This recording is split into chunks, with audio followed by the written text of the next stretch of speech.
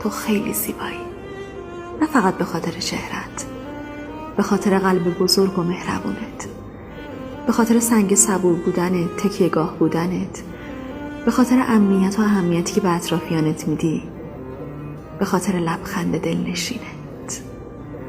زندگی با وجود تو خیلی قشنگ‌تره.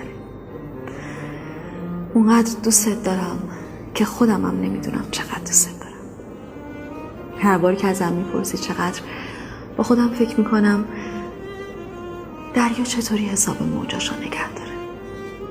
پاییز از کجا بدونه چند تا برگ از دست میده. ابرا چه میدونن چند قطره باریدن یا نه.